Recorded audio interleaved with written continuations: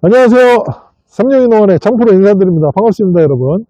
오늘은 목수국 전지를 할 거예요. 전지를 하는데 이쪽 한번 딱 보여주십시오. 전혀 관리가 안 된 목수국이죠. 완전 거칠죠. 밀수시계처럼 여기 보시면은 너무 얇아가지고 꽃이 작년에 이만했어요. 꽃은 굉장히 다복하게 많이 나왔는데도 불구하고 목수국을 관리를 안 하다 보니까 이런 현상이 나오는 거예요. 목수국은 관리를 조금 해주시는 게 좋죠. 그래서 오늘 영상은 어떻게 하면 굵기 좋고 튼튼한 가지를 얻을 것인가, 그리고 어떻게 하면 꽃을 다복하게 보일 것인가, 처짐 현상이 없을 정도로 이렇게 튼실하게 키울 것인가, 그리고 어떻게 하면 또 꽃을 오래 볼 것인가, 그런 방법들에 대해서 세세하게 설명을 한번 해드리도록 하겠습니다. 지금 딱 보니까 맨 위에를 보면 꽃만 땄어요. 꽃만. 그렇죠? 네. 지금까지 계속 그렇게 전지를 했던 거예요. 기존에도 여기 전지가 작년에 했던 것 같은데, 그러니까 맨 윗부분만 꽃만 이렇게 딴 거예요. 그러다 보니까 굉장히 가늘게 나오잖아요. 근데 밑에를 한번 봐보십시오. 밑에를 보면 지금 제 손가락 굵기보다 훨씬 굵어요. 그래서 이 정도 목수국 되면은 예를 들어 한 5년 정도 키우신 것 같은데, 지금 사실 엉망으로 키워놨습니다. 이게 쭉 보면 계속 있는데 꽃은 많이 있지만 바람이나 비가 많이 왔을 경우는 100% 처짐 현상이 나온다. 그렇게 해서 너무 관리를 못했기 때문에 저희들한테 SOS가 왔죠. 그래서 한번 전지를 한번 해보겠습니다. 이런 경우에는 간단합니다. 그냥 강전지에 들어가야 돼요. 굵은 가지만 남겨놓고 강전지에 들어갈 거예요. 자, 한번 볼게요. 일단은 안에 거부터 한번 살펴보게요. 이게 막 겹질려져 있잖아요. 이렇게 겹쳐져 있잖아요. 얘네들은 과감하게 잘라주시는 게 좋습니다. 자, 이런 곁가지들, 얇은 곁가지들은 무조건 잘라주세요. 그리고 이거 보면 얘도 안쪽으로 지금 접어 들어갔잖아요. 그렇죠? 이것도 강하게 잘라주셔도 괜찮아요. 이것도 마찬가지 안으로 접어 들어갔죠? 그럼 그 밑에서 이렇게 잘라주시고, 하나는 없었기 때문에 세 가지가 올라왔는데, 자, 여기는 지금 가지가 굉장히 잘 뻗었어요. 굵게 이대로 전지를 해주시고, 자, 위에 상단부를 한번 보게요. 지금 보면은 뭐 외목대로 조금 이렇게 좀 잘 잡힌 것 같죠?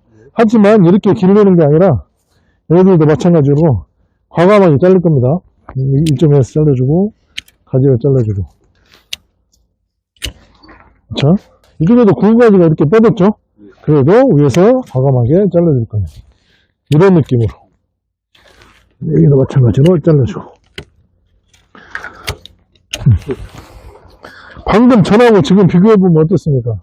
아무것도 없죠? 이렇게 해도 워낙 뿌리의 세력이 강하기 때문에 밑에서 올라오는 가지들도 굉장히 많을 뿐더러 이런 데에서 많이 또 이렇게 맹아가 많이 트거든요. 그러다 보면 또 훨씬 튼실한 가지를 볼 수가 있어요.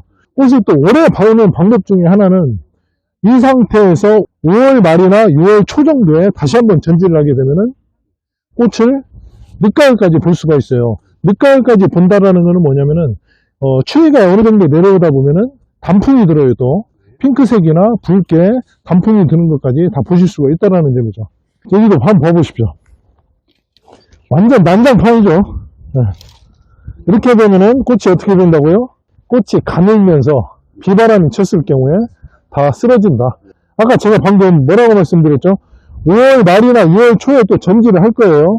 그때 되면은 이 아이들의 신초들이 여기에서 눈에서 트는데 어디까지 자라냐면은 80에서 1m까지 또 이만큼 치고 올라올 거예요. 그러면 그때 전지를 어디에서 하냐면 위에서 전지를 하는 게 아니죠. 마찬가지로 하단 부분 약 10cm만 남겨놓고 신 가지에서 10cm만 남겨놓고 전지를 해야 됩니다. 그래야 거기에서 세력이 올라옴으로써 가지가 훨씬 더 굵어진다는 소리죠. 그러면서 꽃도 지금보다 훨씬 더 2배, 3배로 볼 수가 있다는 거예요. 그리고 이제 한 가지 더 설명을 드리면 지금 새순이 틀 때쯤에 비료를 주셔야 돼요. 복합 비료를 주는데 지금 여기 같은 경우에는 평지잖아요. 평지 같은 경우에는 이쪽 사이에다가 복합 비료를 주시면 돼요. 양쪽으로 다 먹을 수 있게. 지금 얘네들이 형체가 이렇게 컸잖아요. 그러면 뿌리가 여기까지 지금 다 번졌다라는 소리거든요. 자, 지금 이걸 한번 예를 들어 설명을 하면 형체가 이렇게 둥그렇게 이렇게 지금 올라왔잖아요. 그러면은 여기 끝까지 잔뿌리들이 있다라는 소리예요. 이쪽 끝까지. 그래서 바로 옆에다가 비료를 주는 것보다 가운데다가 한 모금씩 주시면은 그 뿌리들이 또 그 양분을 찾아서 많이 활동을 하게 됩니다. 그럼 또 훨씬 꽃을 많이 볼 수가 있다는 거죠. 그리고 가끔가다 이렇게 경사면에서 비료를 주실 때가 있는데, 밑에다가 주는 게 아니라 위에다가 줘야 돼요. 위에다가 주더라도 무조건 땅을 약 한 10cm, 15cm 정도 파서 줘야지, 그 위에다 주게 되면은 뭐 비가 온다거나 장마철에 다 유실돼가지고 결국에는 밑으로 다 내려가겠죠. 그럼 뭐가 이득이 되겠습니까? 풀이 많이 자라요. 그러니까 큰 의미가 없죠. 그리고 한 가지 더 설명을 드리면은, 비료 같은 경우에는 화학 비료잖아요. 복합 비료 같은 경우에는 우리가 땅 속에다가 파 묻어서 이렇게 주면은 안 좋은 가스 있잖아요. 메탄가스 같은 게, 그런 게 안 나온다고 합니다. 근데 위에다가 이렇게 뿌려주면은 가스들이 많이 올라오기 때문에 그렇죠. 환경이 안 좋고 온난화에 또 주범이 되겠죠. 비료를 줄 때는 항상 땅 속에다가 묻어 주셔라. 그 점 한번 다시 강조를 하고 싶고, 자, 다시 한번 이걸 전지를 할 거예요. 이쪽으로 또 가까이 와서 한번 볼까요? 자, 쓸데없는 가지들을 일단 쳐주고, 여기도 보면은 하나 굵은 가지가 하나, 둘, 셋, 네 개가 있는데, 이 가지를 보면은 이 안으로 지금 어떻게 됐습니까? 그렇죠. 그럼 이거는 과감하게, 자, 네, 자르는데 여성분들은 이거 잘 못 잘라요. 힘들어요. 그러면 이거를 살짝 이쪽으로 제껴요. 살짝 젖히면서 가볍게 힘을 주더라도 자연스럽게 잘리죠. 이렇게 잘라주시고, 잔가지들 과감하게 쳐주시고, 형체를 딱 보시고 난 다음에 어느 선에서 우리가 잘라주실 것인가를 예상을 해주시면 돼요. 그리고 전지를 할 때 항상 가장 중요한 게 있습니다. 내 나무라고 생각하시면 안 돼요. 이거는 남의 나무다. 그래야 과감하게 자를 수 있지.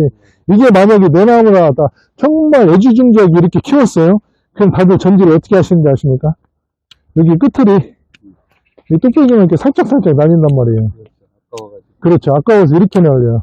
물론 얘네들도 굵기가 커지기는 하지만 결국에는 굉장히 얇은 가지들이 나온다. 그렇게 전지를 하시면 안 됩니다. 뭐 거침없이 전지를 하셔도 돼요. 두 개만 남겨놓고 이외에도 잘라주시고.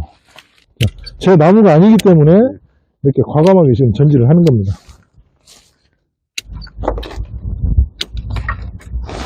가끔 이렇게 전지 교육을 하고 난 다음에 그 다음 후에 가면은 여기가 지금 몇 개 안 남았잖아요. 몇 개 안 나올 것 같지만 엄청나게 올라오게 돼 있어요.